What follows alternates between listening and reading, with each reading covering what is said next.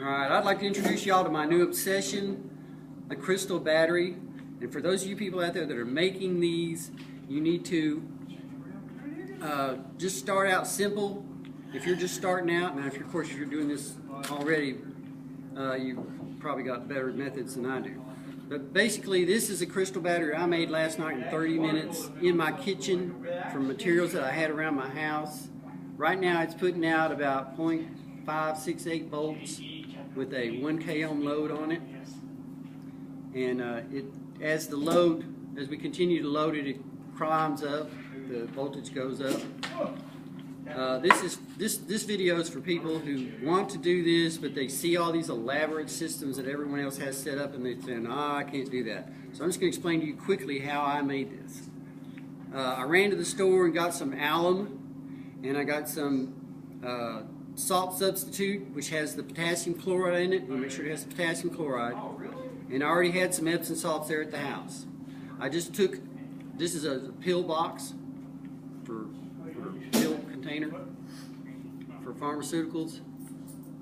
I just took a piece of copper wire that I had, a 12 gauge copper wire, and I wrapped it around a marker to make a coil. And then I just stuck it down in there. And then I took a piece of aluminum foil, this regular old Reynolds wrap aluminum foil, and I folded it up and I folded a towel around it. I actually folded the towel into a piece of paper towel. I just took a piece of paper towel and I used that as an insulator to keep it from shorting out to the copper, because if this shorts out inside, then your battery's no good. So I took a tablespoon, so I just put that in here, and I took a tablespoon of alum, a tablespoon of the salt substitute, a tablespoon of the Epsom salts, and I put them in a coffee grinder and just ground them up until they were a good mixture. And then I just took that powder and stuffed it down in here around these things just with a spoon, and just used the handle of the spoon to stuff it down in there as good as I could. And of course I like this transparent container because I can see what I'm doing. And I realized that I didn't use enough. If you do exactly what I did, you might want to go with 2 tablespoons of each instead of 1.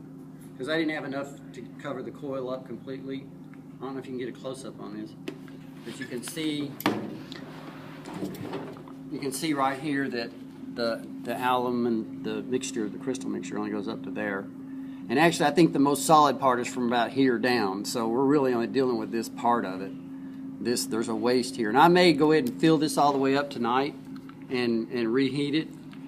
So what I did after I got it all stuffed down in there, I just took a pot of boiling water on the stove, and I stuck this in it. And the biggest problem I had was this thing was moving around in the pot. But I just stuck this in the pot, and I put me a little candy thermometer on there to see the temperature. It was about 200 degrees. Took it about 10-15 minutes to melt this down.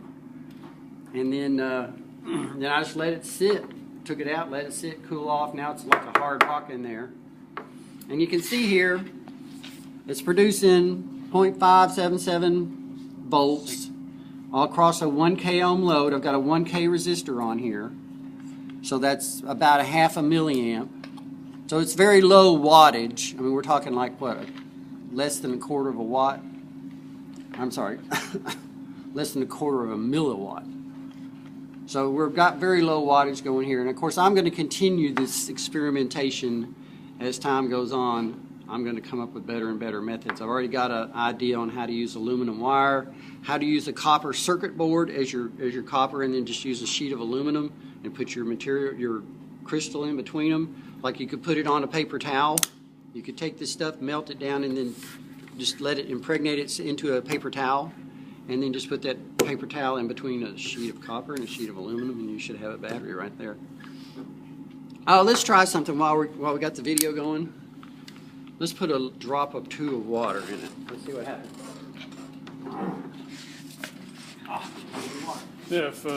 Yeah, there's just like a drop in here. Because if you add a little water to it, the voltage should increase. I'm just going to put like a drop. I don't want to put too much. Oh, that's probably too much. And it's going up. Gotta give it, yeah, it's slowly going up. See, the water's soaking in, the alum is soaking up the water, and it's rearranging the crystals, they're realigning.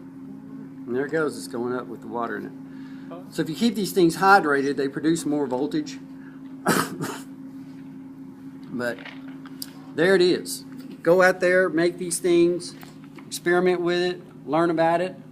And there's all different mixtures you can use. You can add borax to this mix and probably get a little more voltage out of it. You can dope it with fine, very fine shavings of like silver or lead or even iron. Of course, the iron will rust. And that supposedly increases the voltage. I haven't tried that yet, but I'm going to do that in future videos. Thanks for watching.